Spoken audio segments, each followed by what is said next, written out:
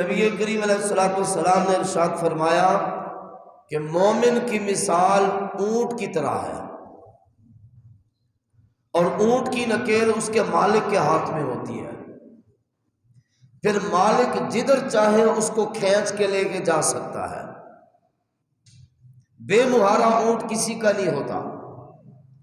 اور مومن کی مثال نبی کریم علیہ الصلوۃ والسلام نے اونٹ کے ساتھ بیان فرمائی ہے۔ مومن کو میرے آقا نے اونٹ کے ساتھ تشبیہ دی کہ جب اونٹ کی ناک میں نکیل ہو اور اس کی رسی مالک کے ہاتھ میں ہو، مالک پھر لے جاتا ہے۔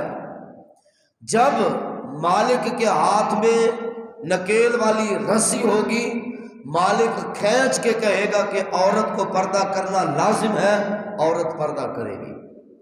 جب مالک کی رسی، اونٹ کی رسی مالک کے ہاتھ میں ہوگی اور مالک کہے گا کہ مرد نے داڑھی رکھنی ہے، تو پھر مرد داڑھی رکھے گا۔ جب نکیل کی رسی مالک کے ہاتھ میں ہوگی، مالک کھینچ کر کہے گا کہ تو نے نماز پڑھنی ہے، تو پھر بندہ مومن نماز پڑھے گا۔ اور جب کسی کی نکیل والی رسی مالکوں کے ہاتھ میں نہیں ہوتی، وہی تو پھر کہتے ہیں نا کہ میرا جسم میری مرضی۔ جو میرا جسم میری مرضی کا نعرہ لگاتے ہیں ان کا کوئی مالک نہیں ہے، وہ ماں کی طرف سے بھی آزاد ہے، وہ باپ کی طرف سے بھی آزاد ہے۔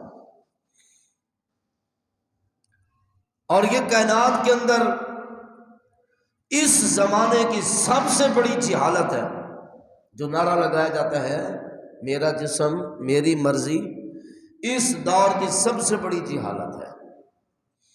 نہ یاد رکھیں کہ نہ یہ جسم ہمارا ہے اور نہ ہی اس کے اوپر مرضی ہماری ہے۔ اس کے اوپر میں آپ کے سامنے قرآن مجید فرقان حمید میں سے آیات مبارکہ پیش کرنے جا رہا ہوں۔ خالق کائنات جل مجدہ الکریم نے قرآن مجید فرقان حمید کے اندر ارشاد فرمایا، سورۃ طٰہٰ آیت نمبر 55 ہے۔ رب العالمین ارشاد فرماتا ہے، منہا خلقناکم وفیہا نعیدکم ومنہا نخرجکم تارۃ اخری۔ اللہ فرماتا ہے کہ ہم نے تمہیں اس مٹی سے پیدا کیا ہے، منہا خلقناکم، اللہ فرماتا ہے ہم نے تمہیں کس سے پیدا کیا ہے؟ مٹی سے پیدا کیا ہے۔ وفیہا نعیدکم، اگر ہم نے پیدا کر دیا ہے تو یاد رکھنا ہم تمہیں اسی مٹی کے اندر واپس بھی لوٹائیں گے۔ جب انسان فوت ہوتا ہے تو مسلمان اس کا کیا کرتے ہیں؟ مٹی میں دباتے ہیں۔ یہ اللہ تعالیٰ نے ہمیں فطرت عطا فرمائی ہے۔ وَفِيهَا نُعِيدُكُمْ، فرمایا کہ دوبارہ ہم تمہیں اسی مٹی میں بھیجیں گے۔ وَمِنْهَا نُخْرِجُكُمْ تَارَةً أُخْرَىٰ، اور فرمایا کہ جب قیامت کا دن آئے گا ہم دوبارہ پھر تمہیں اسی مٹی میں سے نکالیں گے۔ یہ میرے رب کی شان ہے، بنایا بھی رب نے ہے، قبضہ بھی رب کا ہے، اختیار بھی رب کا ہے، مرضی بھی رب کی ہے۔ جب اللہ فرما رہا ہے کہ میں نے بنایا ہے اور مرضی بھی میری ہے، تو کوئی اٹھ کے کہے کہ میرا جسم میری مرضی، یاد رکھیں کہ اس جاہل کا مقابلہ مولوی کے ساتھ نہیں ہے، اس بدبخت نے اعلان جنگ اللہ سے کر دیا، کیونکہ رب نے دعویٰ کیا ہے کہ یہ تمہارے جسم میرے قبضے میں۔